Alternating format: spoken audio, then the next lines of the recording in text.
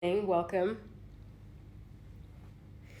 So, today's conversation is a really, really candid chat about alcoholism. I think I talk to a lot of people, and while I've dealt with things like bulimia and anorexia as well, trust me, I put my body through so much. I feel like that stuff is a lot easier to talk about than alcoholism is, and I feel like alcoholism is quite prevalent in our societies, the way we live in big cities. I know that in Dubai, a lot of socializing happens around alcohol. People go out and to have a drink and catch up. People, meet at bars and clubs and all that. Well, the clubs not so much at the moment, but bars and things at the moment as well. And to have a drink or two or three with friends is not a big deal. But here's the thing, and we'll go over, kind of a checklist of whether, you're an alcoholic or not. But, if you need a drink every night to be able to fall asleep or to calm down or to check out of your day or end the day or whatever that might be, you're you're borderline alcoholic.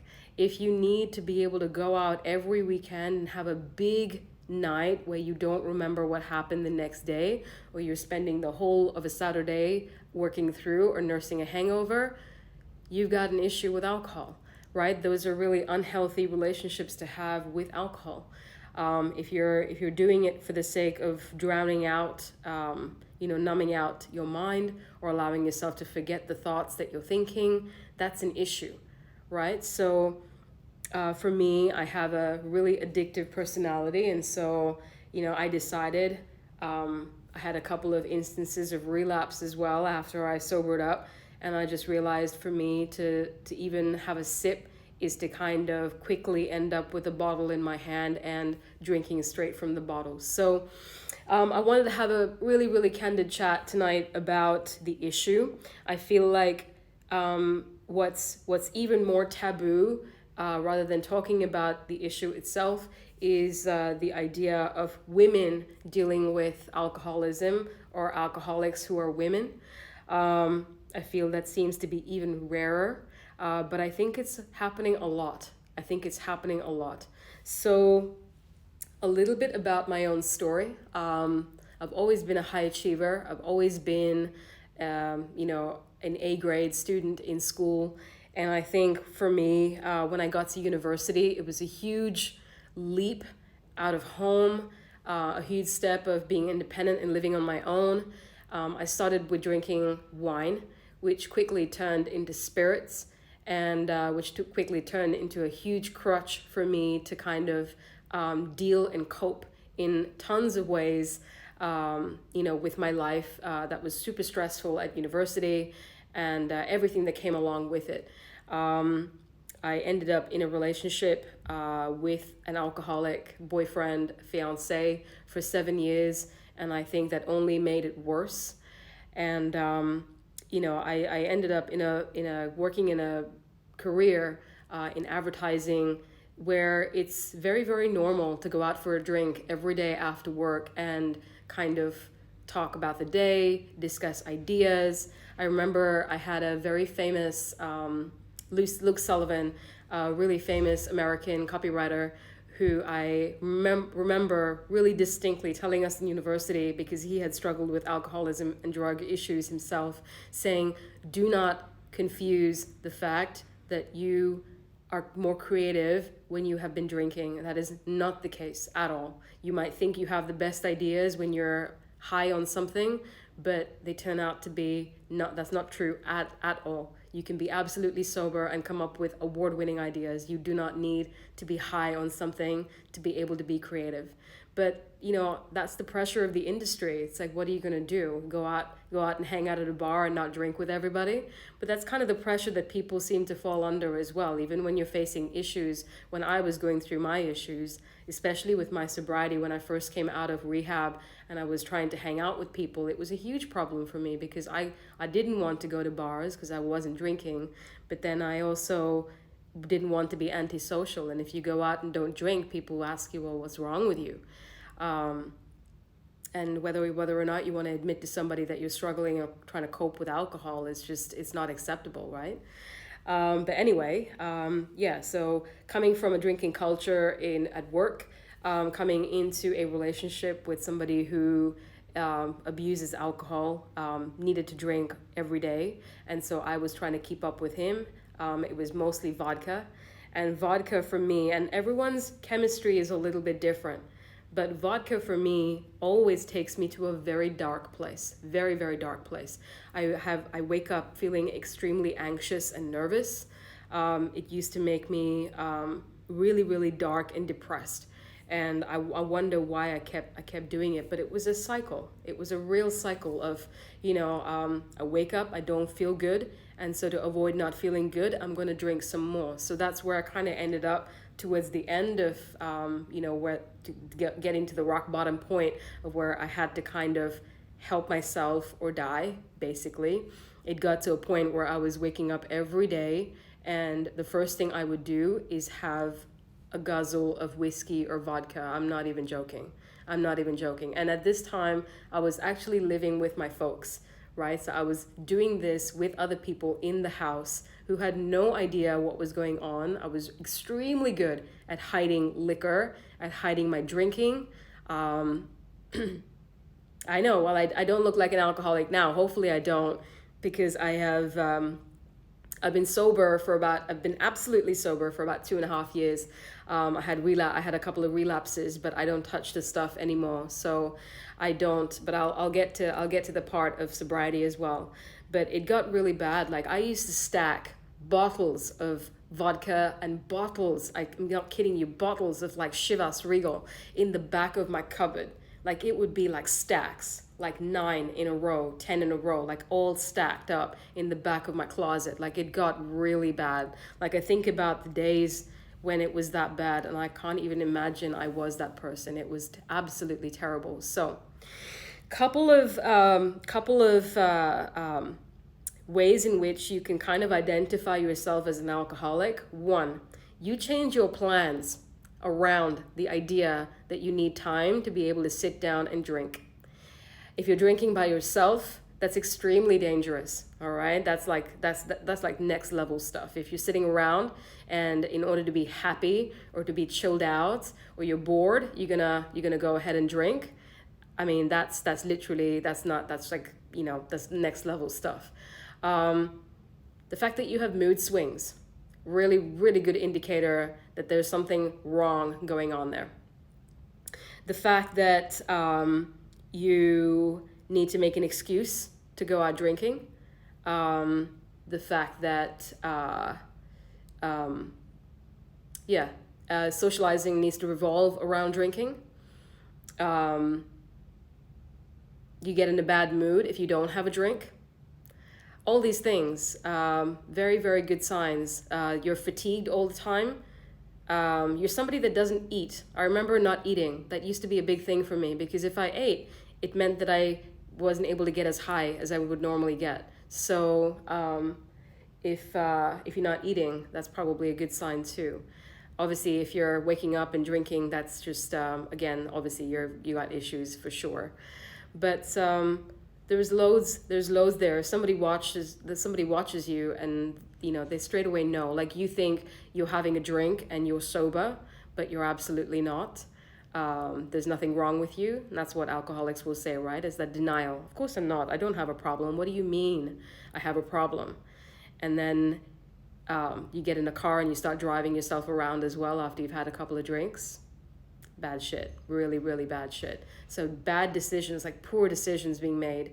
Loss of confidence, loss of self-control, making really poor decisions, ending up in bed, like mindless sex. Like I've had that on so many occasions, woke up in someone random's bed, not sure where I am, praying to God that, I can find my way back home. It's all happened. And worst of all, and I look back on this stuff now, I look back on my family, and I can't even begin to imagine what I've put them through. So part of the AA program, which I did do for a little bit of time, but I kind of walked away from because I didn't resonate with it, was this whole forgiving, right? So not only do you have to forgive yourself, but you have to you have to ask for forgiveness from everybody that has ever been touched by your addiction. And that's so huge because I feel like, you don't even realize when you're in that state, when you're in a state of addiction, it's a very selfish state to be in, right? So you don't even realize that you're putting a lot of people under a lot of pressure. You're making people miserable. You're making them worry about you. You're making them stress about you. And, they have nothing to do with your addiction. Your addiction is purely yours. But yet, it involves everybody. You think you're doing what you're doing to yourself. You're punishing yourself. You're, creating an issue for yourself. But that's not true at all. You create issues for everybody that's around you, that comes in contact with you, that's in the vicinity of whatever it is that you're coping with. So realize that.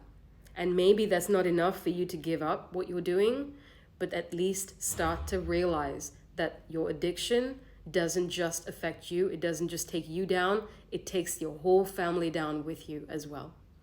So I got to a point where I was praying to God and to anybody to please find me, right? I used to permanently walk around with a bottle in my bag. I used to carry a big bag with a 1 liter bottle of vodka in it at all times. And I used to carry it to work. That's how I used to cope with stuff at work, which I absolutely hated. I didn't have the courage to leave my work or my job or my relationship. And so I used to cope by drinking. And I got to a point where my family finally figured everything out.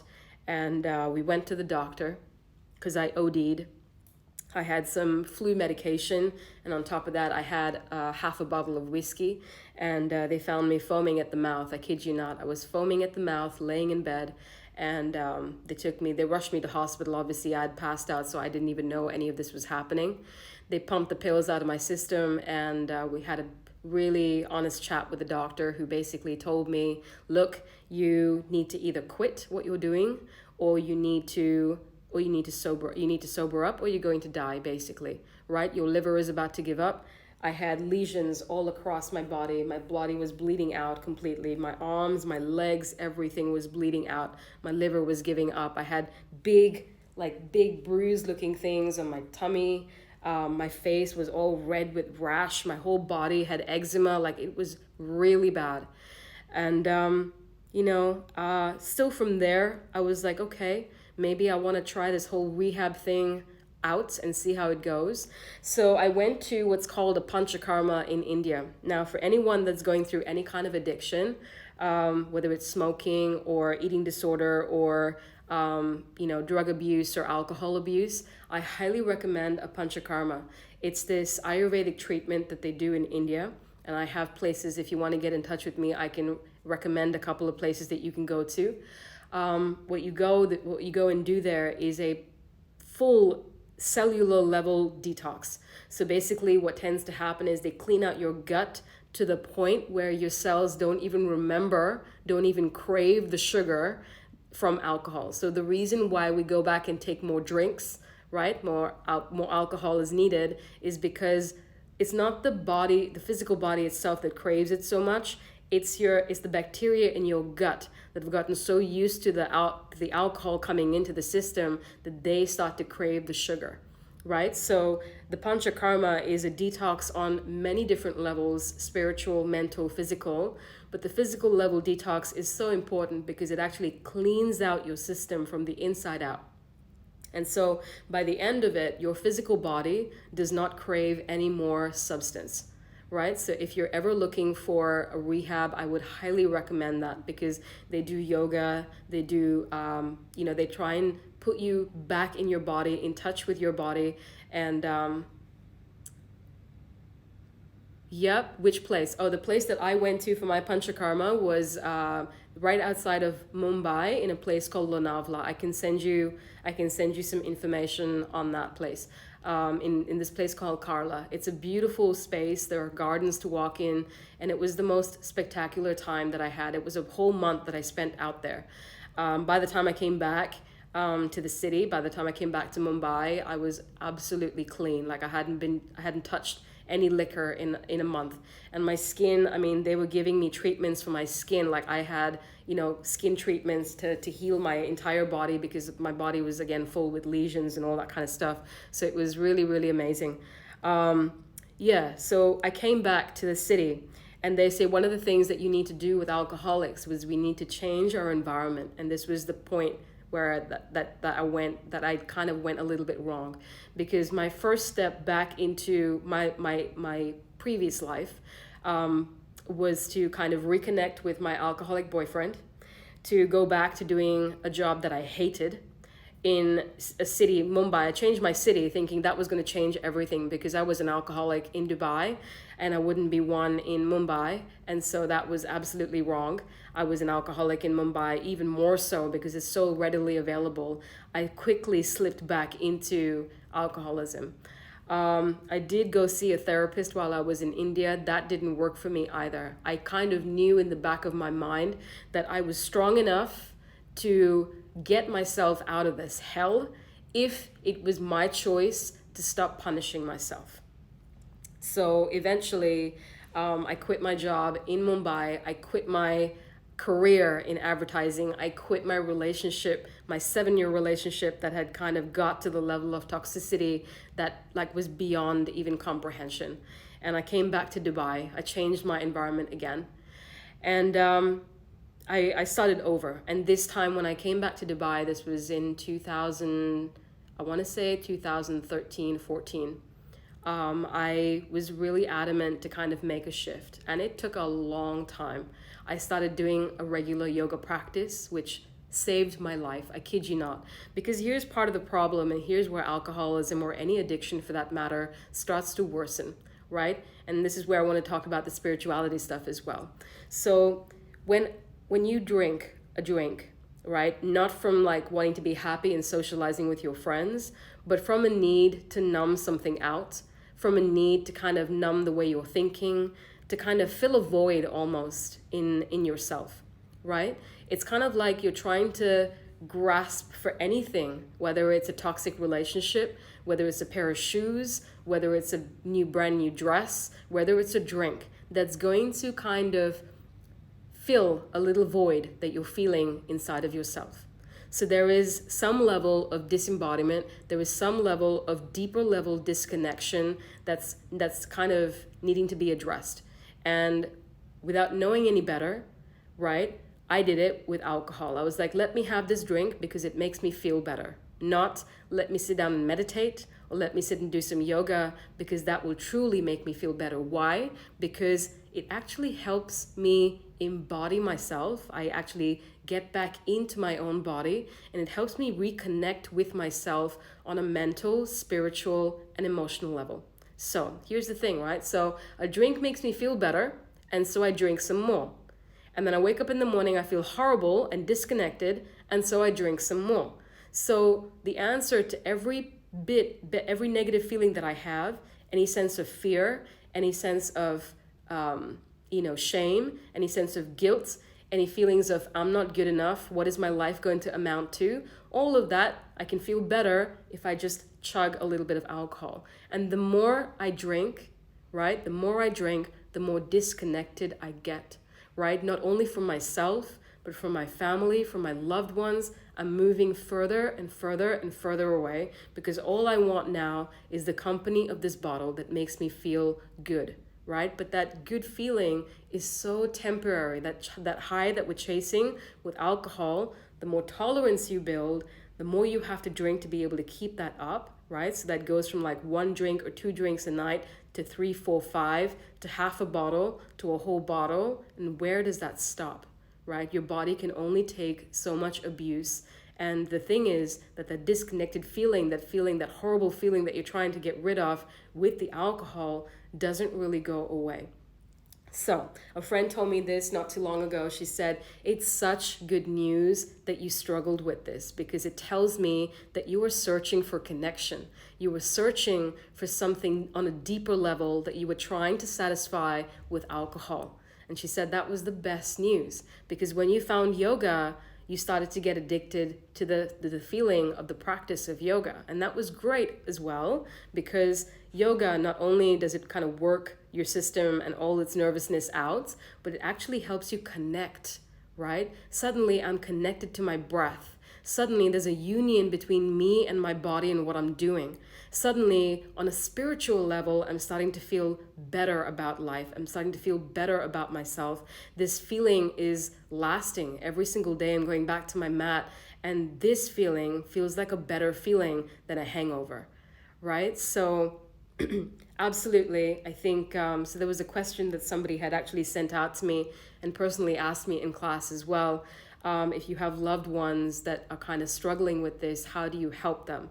And, having had a chat a while about this, even this morning, one of my things was, can you get whoever it is that you're trying to convince to stop drinking, to stop abusing themselves, to know that they're so much better than the addiction that they're giving into, is can you get them to a point where they can connect with themselves? So whether they're at a level where they can sit down and meditate for 5 minutes. If that's not possible, can you drag them to a power vinyasa class? If that's not possible, can you drag them to a yin class? If that's not possible, can you get them to listen to a podcast?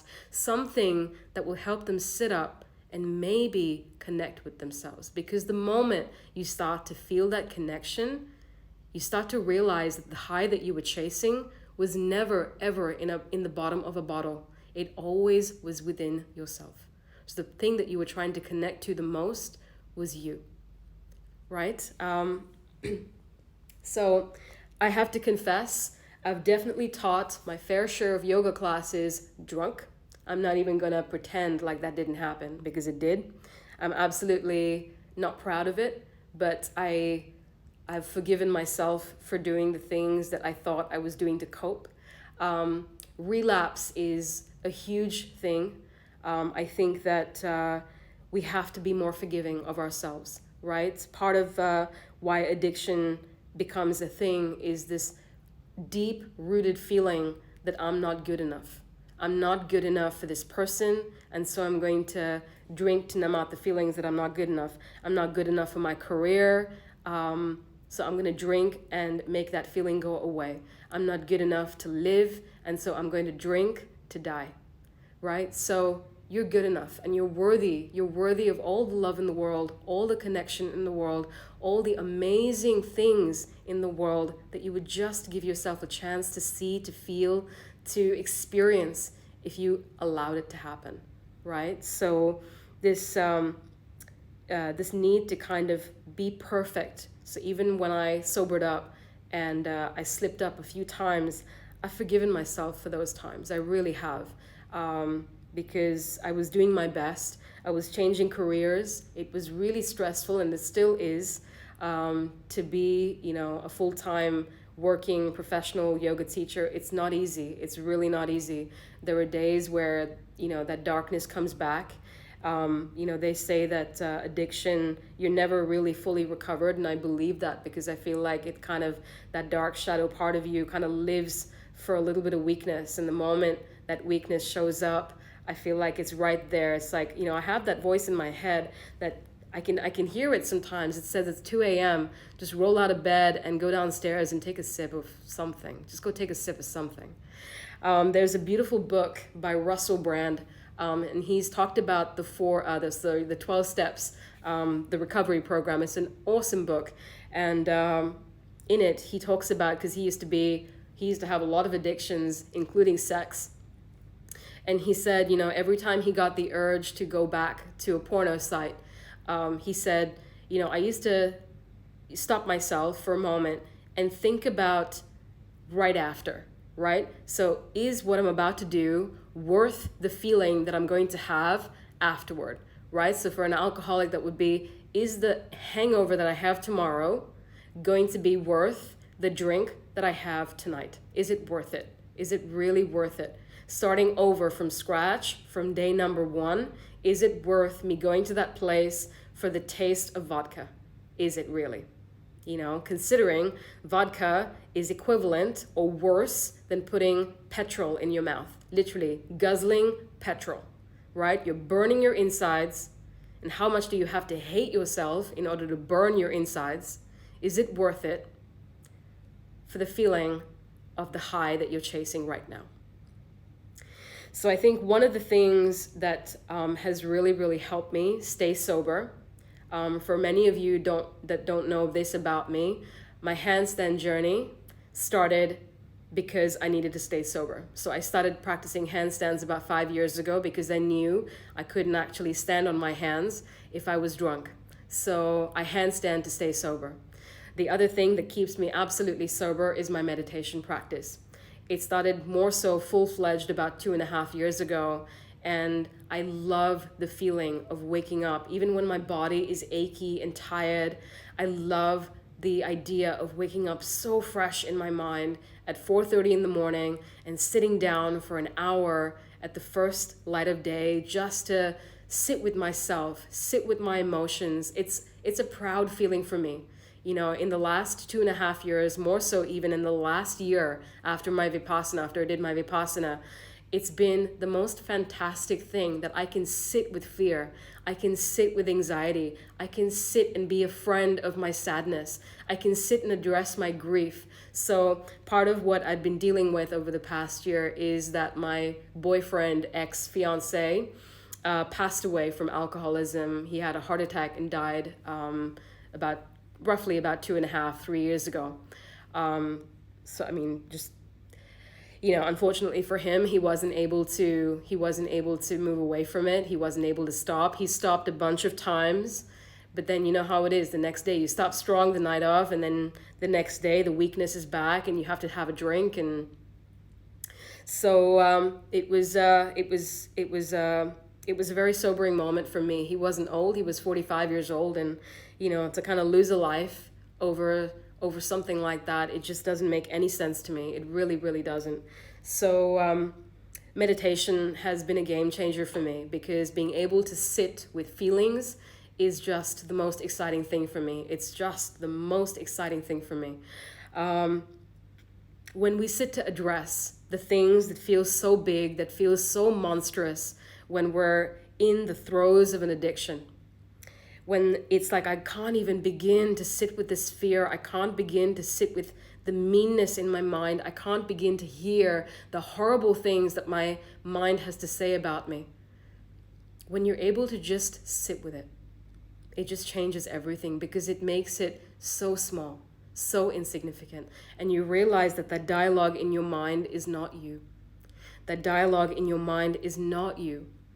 If you start to peel back the layers, go further beyond your name, beyond your nationality, your identity, the color of your skin, beyond all of that.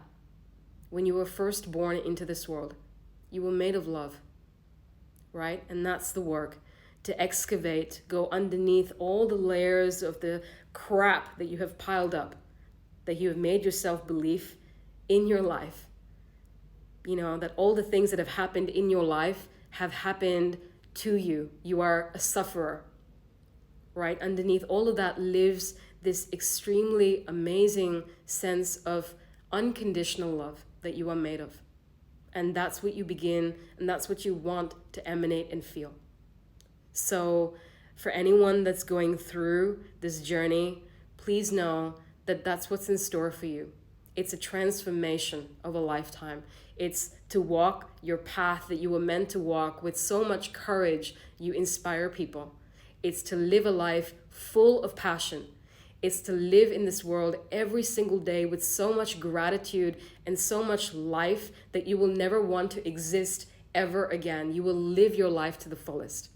So, do I regret being at a rock bottom point? Absolutely not. Do I regret being an alcoholic? Absolutely not. I have so much faith in my mind, in my heart, that whatever I went through put me in this place right here, right now, having this conversation with you. I don't think I would have had the courage to walk away from a dysfunctional relationship. I don't think I would have had the courage to walk away from the dysfunctional career. I don't think I would have had the courage to start over from scratch at the age of 30 and do something brand new. That's so scary for so many people. But you know what? Failure is non-existent. There is nothing like failure. Once you have fallen like that and broken into a million pieces, there is nothing in the world that will scare you from falling all over again. Falling is lessons, falling is learning, falling is getting to put yourself back together in a way that you become invincible. I think what's happened for me over the past 5 years is I've done so much work to kind of not even look to be completed by anyone anymore. I feel like a complete human being. I've put myself back together, and that's how I want to move in the world. There is still lots of fear in my life. I have the most amazing, interesting relationship with fear, but never again will it get the better of me. Never again will it trump me into kind of abusing my body, abusing myself, living up to my own expectations. I get that I have them. I get that I have goals. As I said to you at the beginning of this conversation, I'm a high achiever, but that will never again mean that I put myself down, ever. I'm just going to always try my best and know that that will always be good enough, always be good enough. So coming back to questions about how you can help somebody who's going through this, I would say when I was going through this at my lowest low point, there was so much, I knew that what I was doing was extremely wrong, but I also knew that I couldn't stop, right? So it's hard. It's really hard. If you're a family member, if you're a friend of somebody that you're kind of trying to look out for, I think the worst thing you can actually do for them is to run to them and try and shake them out of their addiction. It doesn't work. I remember my mom actually trying to kind of literally sit me down and yell at me in my face to stop, just stop. And I looked at her like a deadpan look on my face thinking, I don't understand what she's saying. I don't understand. And all I want to do is drink more. If someone's sitting me down trying to tell me how bad my decisions are, I already know this. On a deeper level, I'm not an idiot. I already know what I'm doing is wrong. And someone actually saying it to me and I'm not ready to listen to them makes me want to drink even more. And that was my answer to everything. You're going to make me angry, I'm going to drink. You're going to make me mad, I'm going to drink some more. So I don't think, as much as you think that sitting somebody down and talking to them might be an answer, I don't think that's the answer. But it's kind of a realization that enough is enough. And that needs to come from somewhere deep inside the person themselves, unfortunately.